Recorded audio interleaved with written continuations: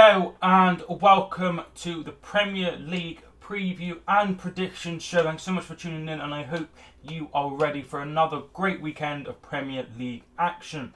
If you haven't already, make sure you smash the subscribe button if you are new, and if you do enjoy the video, make sure you do press the like button. It helps the channel out so much. But without further ado, let's get straight into this week's fixtures.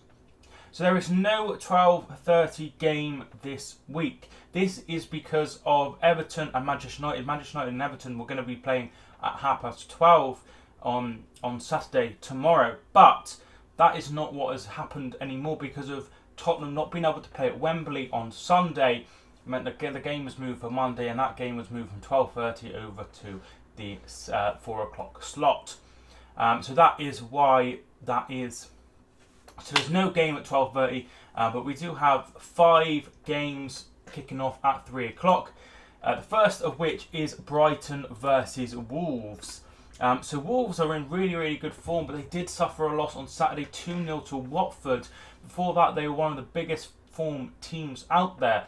They're the only side that's in the top 6 that isn't the top 6 for form. They are currently 4th in the form table. Brighton, they have picked up some decent points in recent weeks.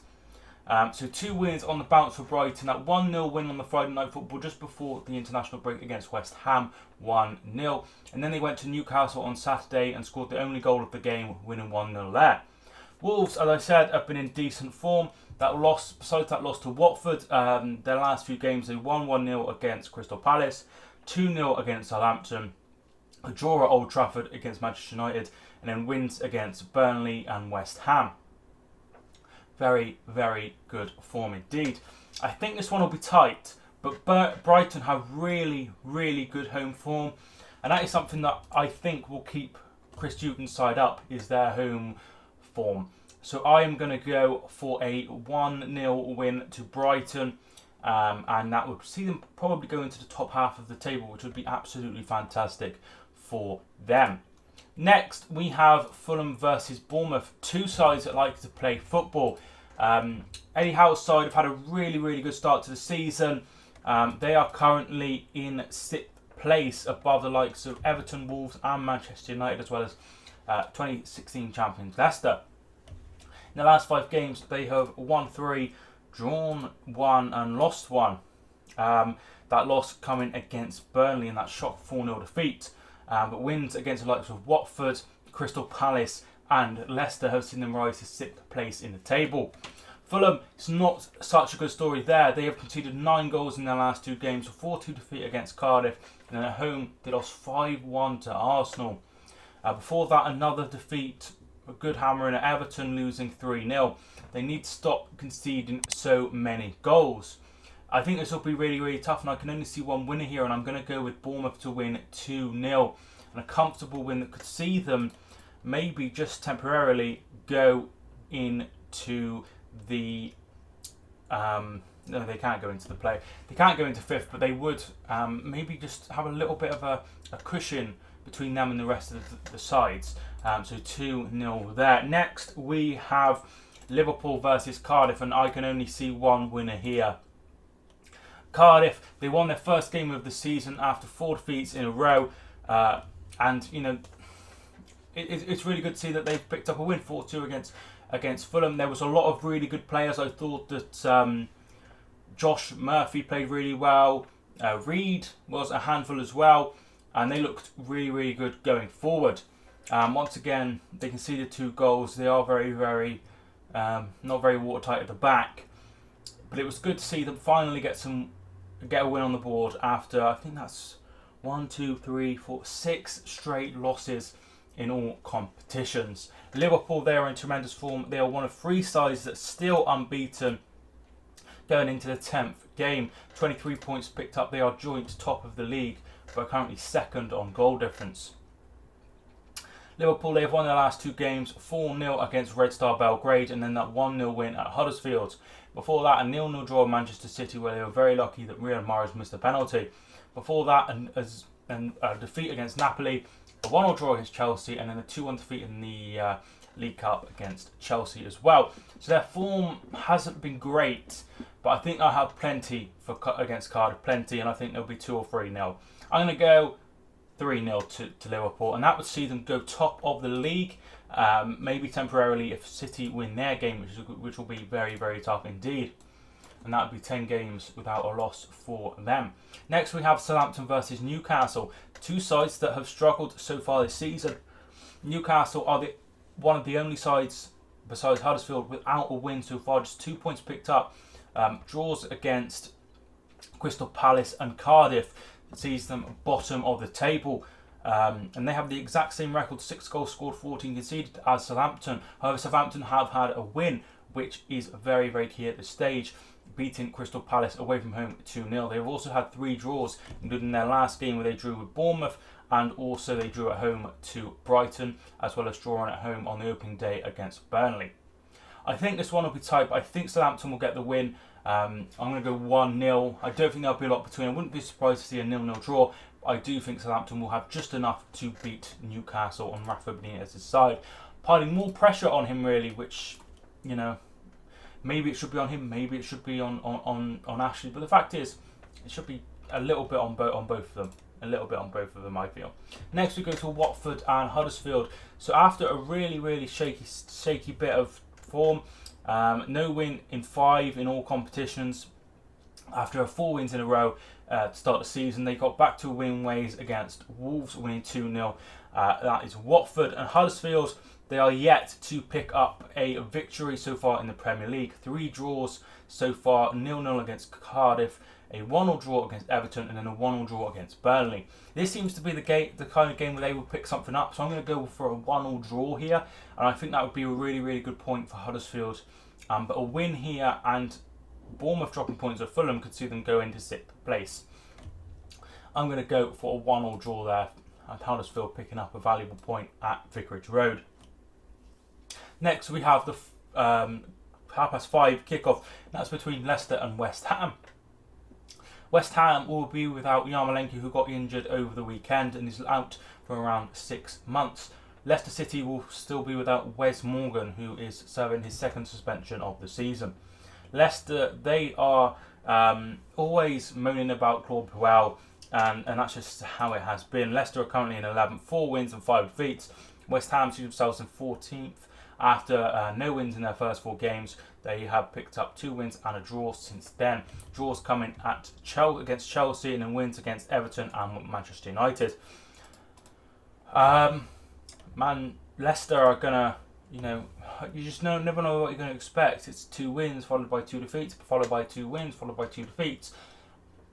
I don't think there's a lot between the sides. I'm gonna go for a 2-1 win to Leicester.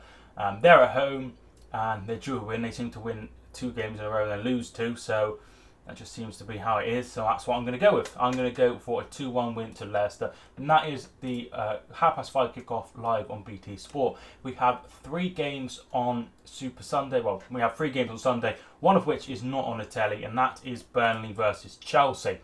So Burnley, they had Europa League at the start of the season. They really struggled at the start, but they have since turned things around a bit. 2 wins, 1 draw and 1 defeat in the last 4 games. System in 13th place with 8 points. Those valuable wins coming against Cardiff and Bournemouth just to ease the pressure after a terrible, terrible start. But last time out they did get hammered 5-0 against Manchester City, as you would expect. Chelsea are still unbeaten in all competitions so far, if you don't count the Community Shield.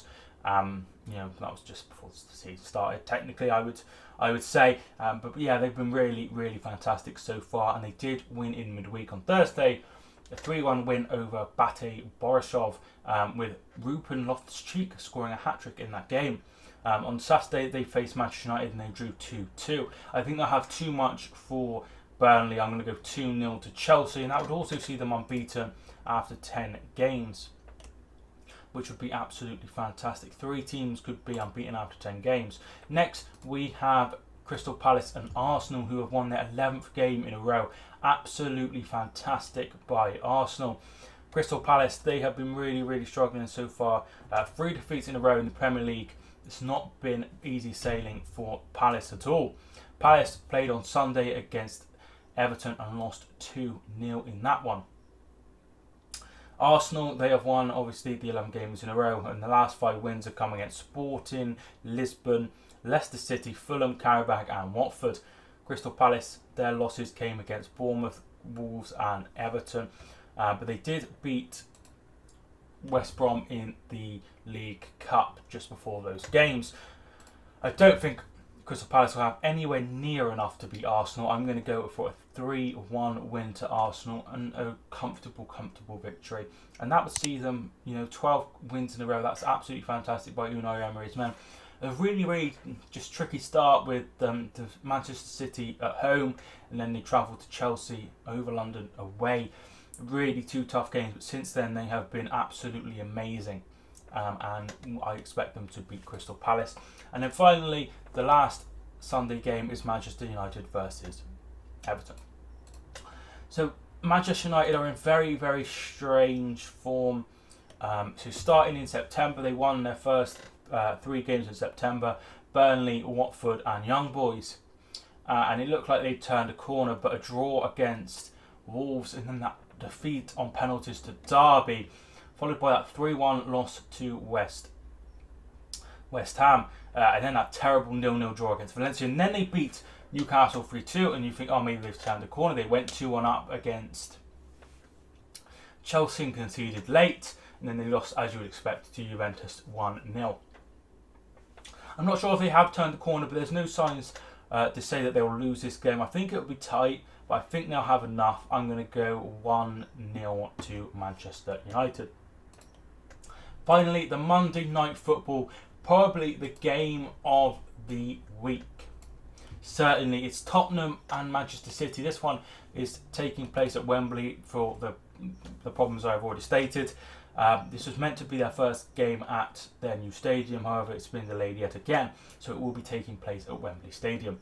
Tottenham, their form hasn't been too bad overall since that defeat to Liverpool in the Premier League, but in Europe it's been very poor.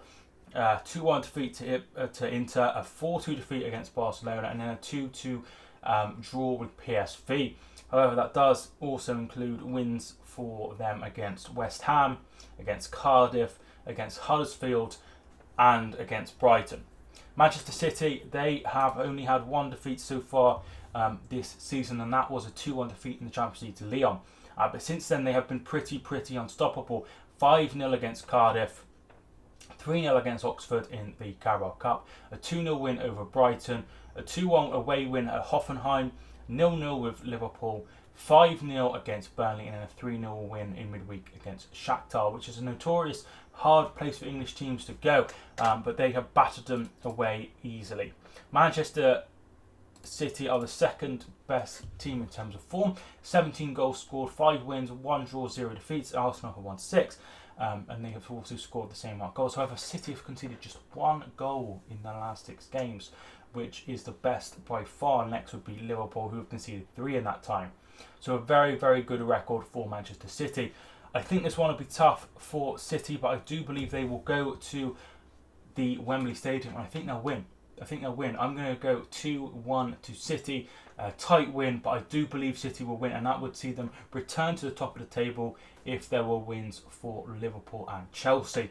So that is my week preview and predictions. Just to talk a little bit about Tuesday and Wednesday, we have the Carabao Cup.